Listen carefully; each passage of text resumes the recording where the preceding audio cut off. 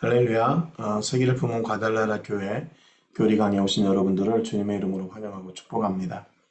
오늘은 28주 다섯 번째, 77번째 문답을 같이 나누도록 하겠습니다. 77문의 문답입니다. 계속해서 우리가 성만찬에 대해서 나누고 있는데요. 떡과 잔을 먹고 마심으로 몸이 양육되고 새롭게 되듯이 그리스도의 몸과 피를 먹고 마시는 것이 성도를 양육하고 새롭게 한다고 어디에서 예수님께서 약속하셨습니까? 이렇게 질문이 있죠. 그러니까 분명한 것은 뭐냐면 이 성찬을 참여함으로 우리가 새롭게 되고 또 성도가 양육되어지는 성숙하고 성장하게 된다는 거죠. 예, 무엇을 통해서요? 성만찬을 통해서. 여러분 그렇기 때문에 이 성만찬이 어떤 교회에 어, 그냥 있어도 되고 또 없어도 되고 뭐 이런 그런 뭐 그냥 프로그램 중에 하나 이 정도가 아니라 성만찬은 교회에서 반드시 있어야 되는 그런 제도입니다. 그래서 우리가 성령님을 경험하게 되는 그 여러 가지 방법 가운데 그 한 가지가 그 중에 한 가지가 뭐냐면 바로 성만찬이에요. 그래서 우리는 성만찬을 통해서 성령님을 경험하고 누리게 됩니다.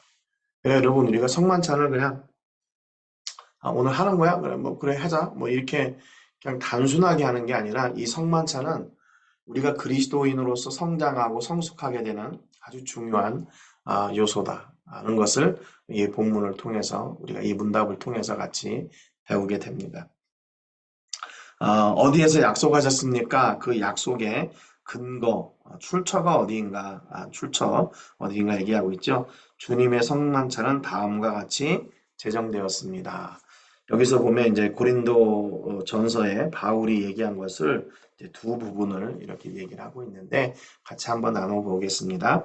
내가 너희에게 전한 것은 주께 받은 것이니 곧 주 예수께서 잡히시던 밤에 떡을 가지사 축사하시고 떼어 이르시되 이것은 너희를 위하는 부서진 내 몸이니 이것을 행하여 나를 기념하라 하시고 그렇죠. 식후에 또한 그와 같이 잔을 가지시고 처음엔 떡을 그 다음에 잔을 이 잔은 내 피로 세운 새 언약이니 이것을 행하여 마실 때마다 나를 기념하라 하셨으니 그랬습니다. 너희가 이 떡을 먹으며 이 잔을 마실 때마다 주의 죽으심을 그가 오실 때까지 전하는 것이다. 그랬습니다.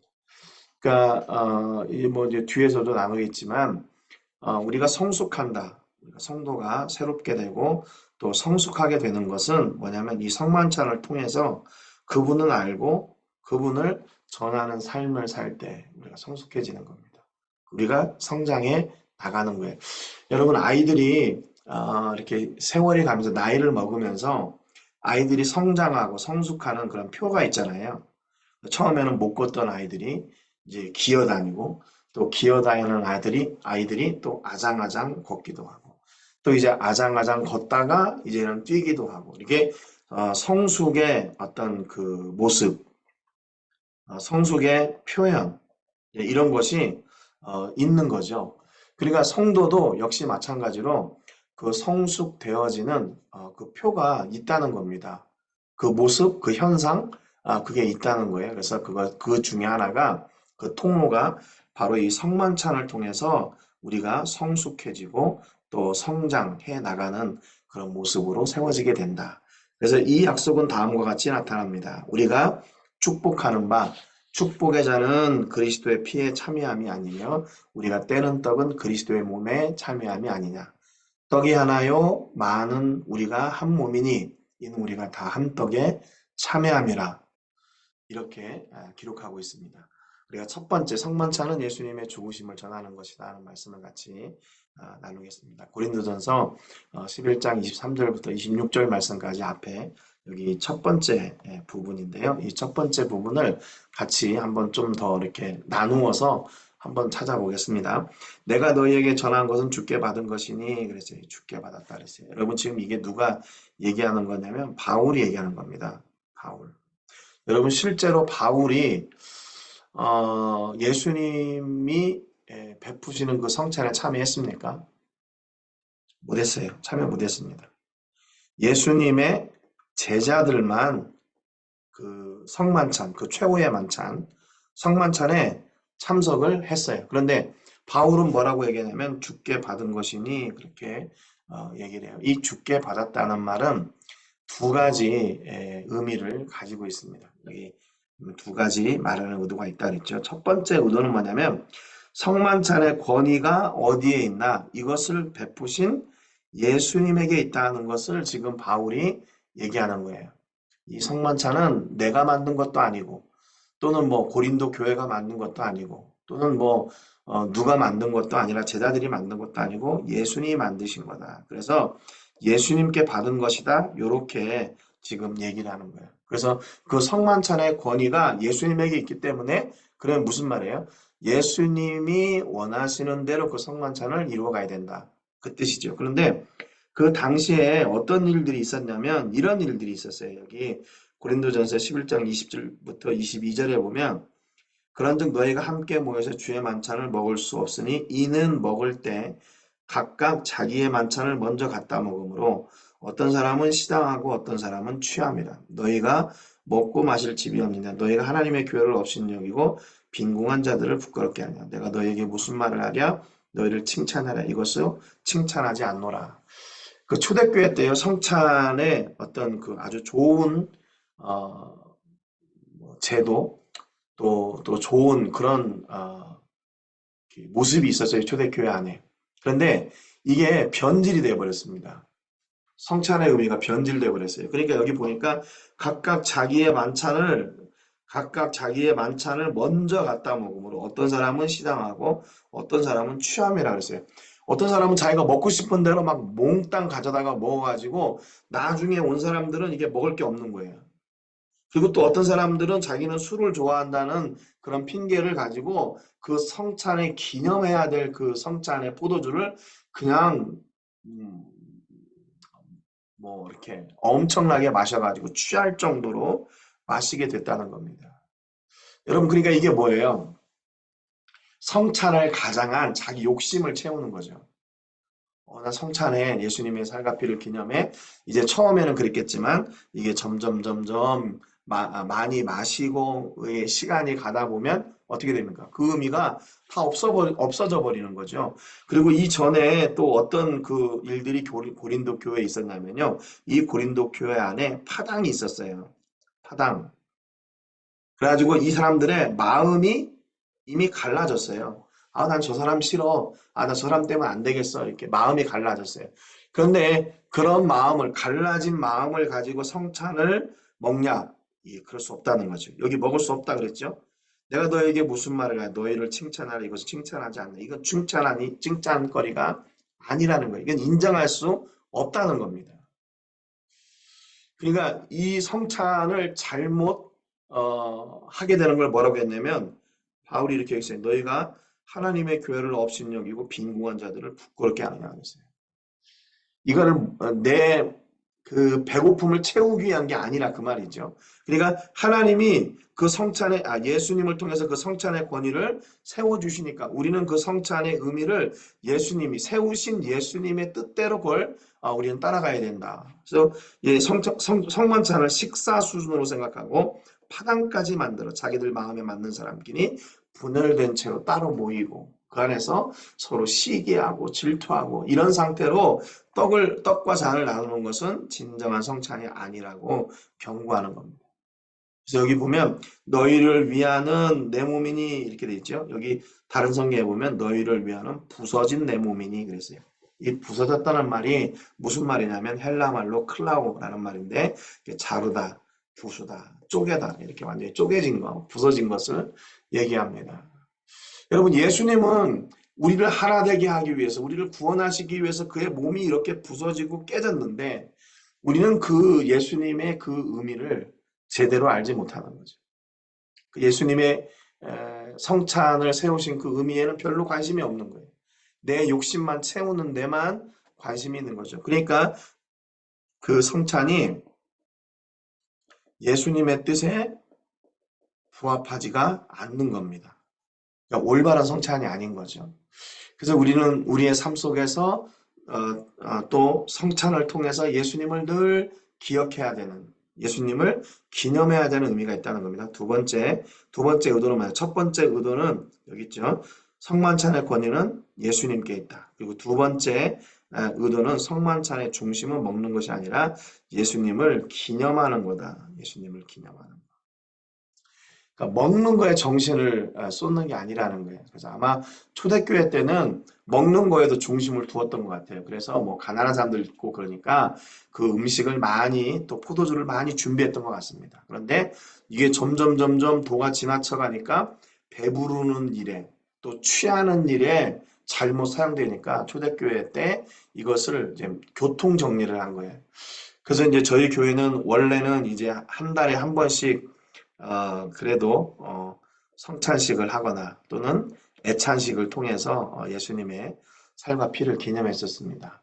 그러니까 이게 뭐냐면 너무 많아도 안 되고 너무 적어도 안 되는 거라는 거죠. 그래서 이 성찬의 중심의 의미는 뭐냐면 먹는 것이 아니라 뭐예요? 예수님을 기념하는 것. 그래서 여기 보면 계속해서 말씀하고 있는 게 나를 기념하라, 나를 기념하라 계속 반복하고 있는 거예요.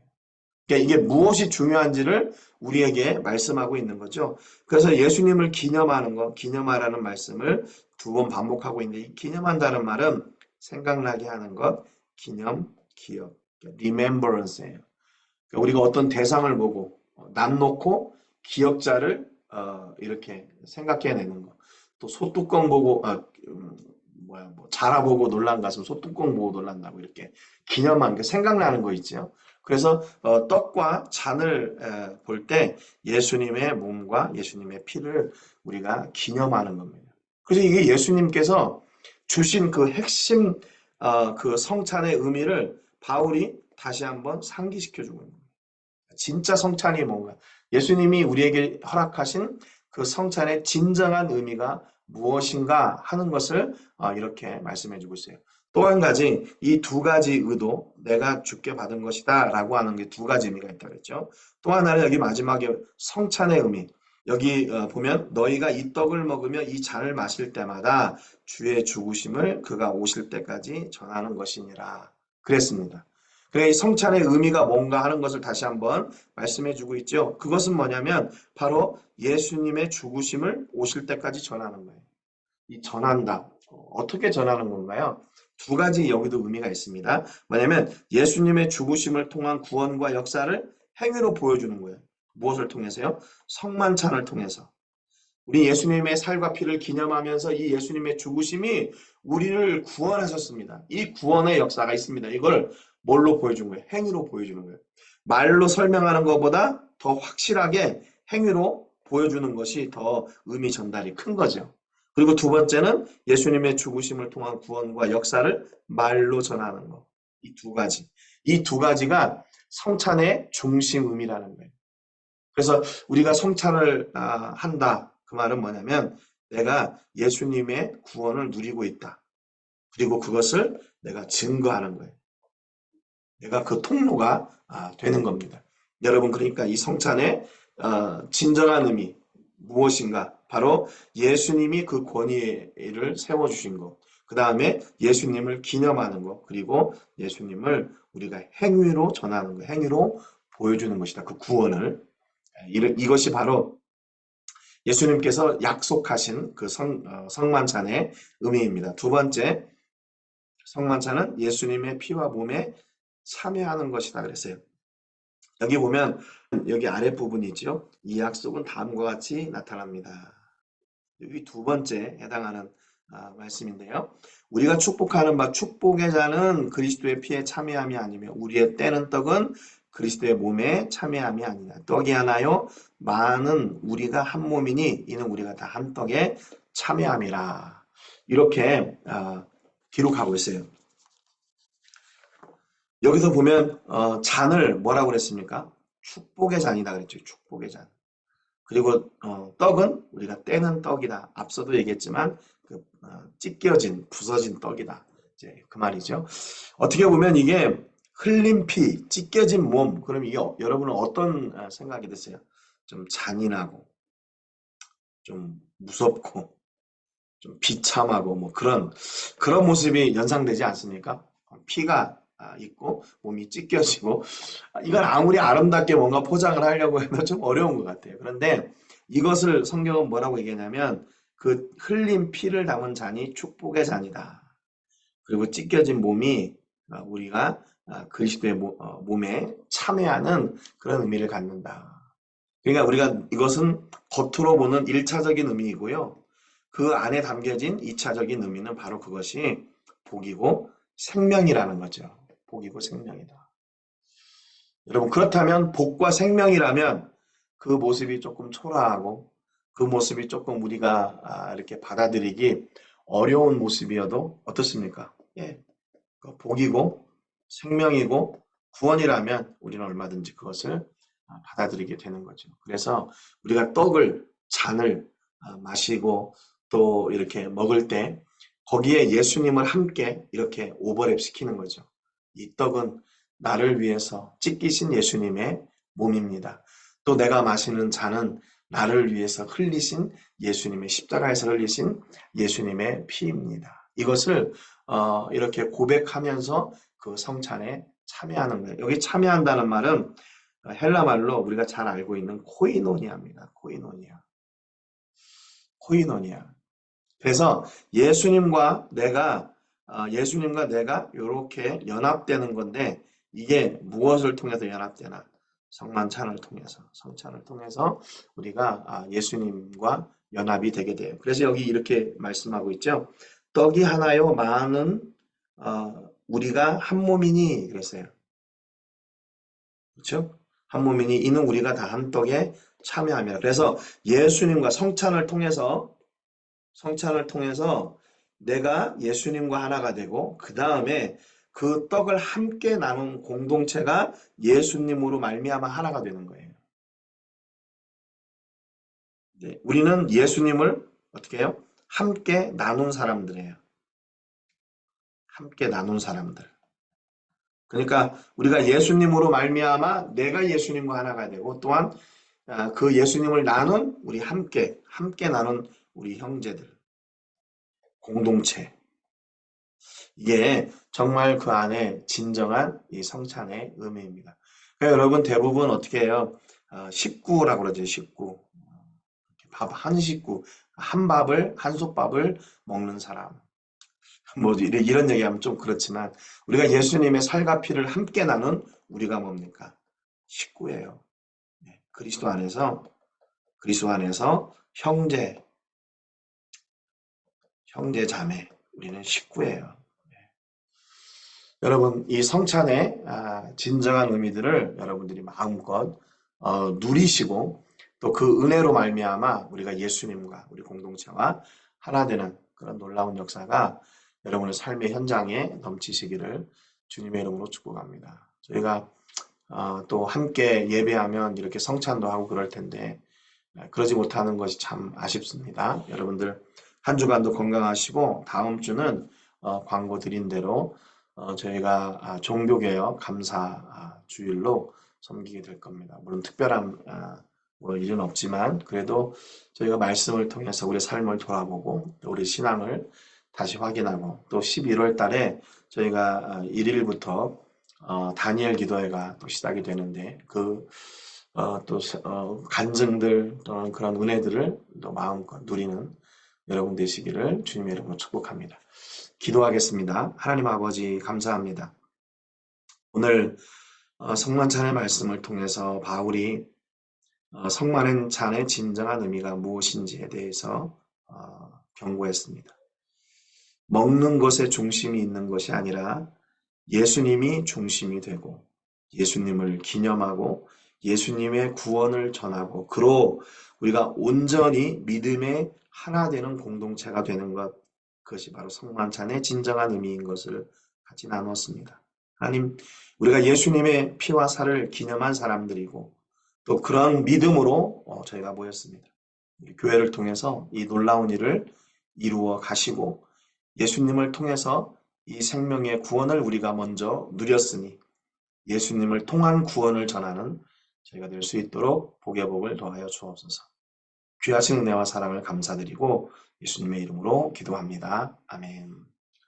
이 남은 주간 여러분 승리하시고 또 멕시코는 지금 뭐 또 디아델 무에르토 또 10월에 할로윈데이 뭐 이런 것들로 인해서 10월 말 또 11월 초가 굉장히 시끄러울 것 같은데 여러분 안전 유의하시고 모두 건강하시고 또 하나님이 주시는 이런 귀한 구원의 은혜를 누리시는 여러분 되시기를 주님의 이름으로 축복합니다.